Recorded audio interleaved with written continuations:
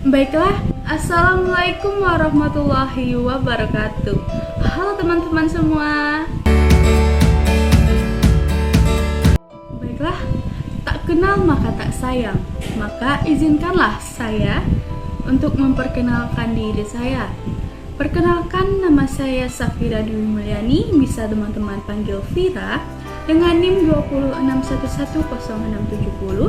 Saya adalah mahasiswa dari jurusan Farmasi Kesehatan di Poltekkes Kemenkes Padang, Sumatera Barat.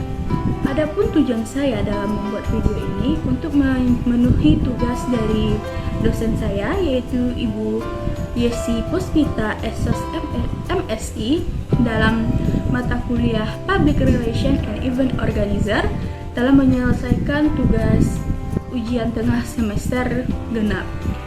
Baiklah teman-teman, pada video ini saya akan menjelaskan tentang tata cara isoman yang baik dan benar. Jadi, silakan menonton.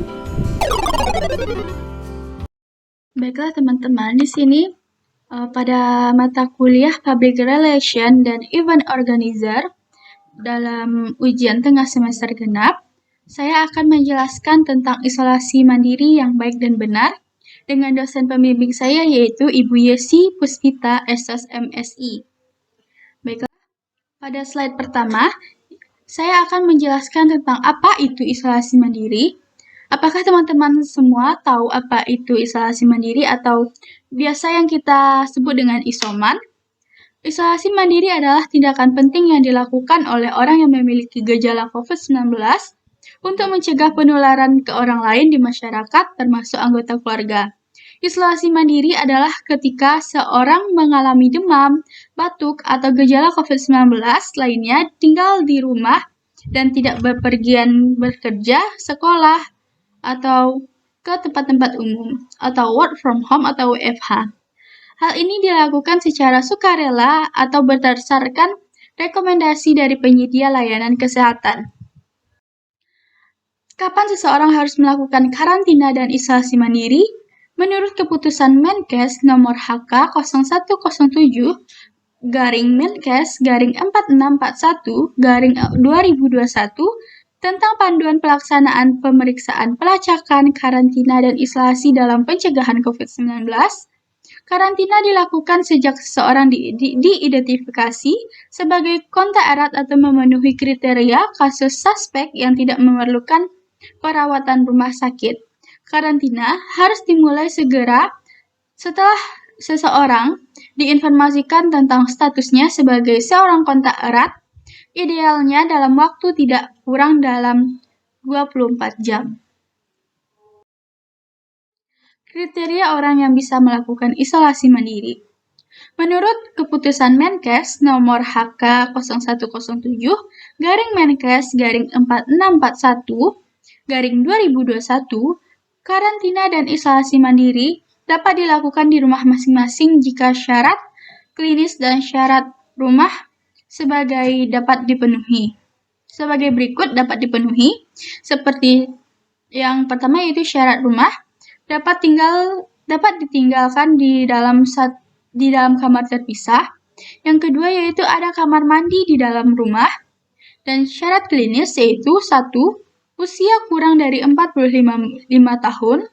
Yang kedua, memiliki komorbid, tidak memiliki komorbid. Yang ketiga, tanpa gejala. Adapun ketentuan yang lainnya yaitu nomor 1, jika tidak memenuhi syarat rumah, maka kontak erat atau kasus suspek yang tidak memerlukan perawatan rumah sakit dapat menjalani karantinanya di shelter karantina desa atau kelurahan. Yang kedua, semua orang yang tinggal di rumah yang serumah merupakan kontak erat dari kasus terkonfirmasi COVID-19, maka kontak erat dapat melakukan karantina rumah selama memenuhi syarat klinis dan syarat rumah.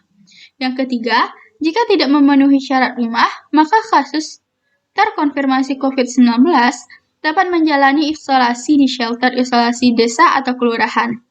Yang keempat, jika semua orang yang tinggal serumah terkonfirmasi COVID-19, maka mereka dapat melakukan isolasi di rumah secara bersama selama memenuhi syarat klinis dan syarat rumah.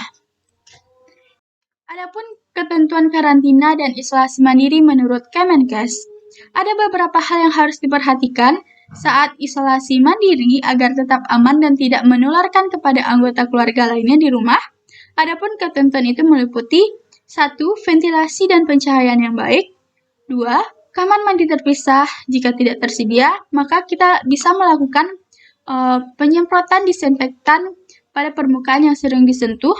Yang ketiga, gunakan alat makan, minum, dan alat mandi yang terpisah.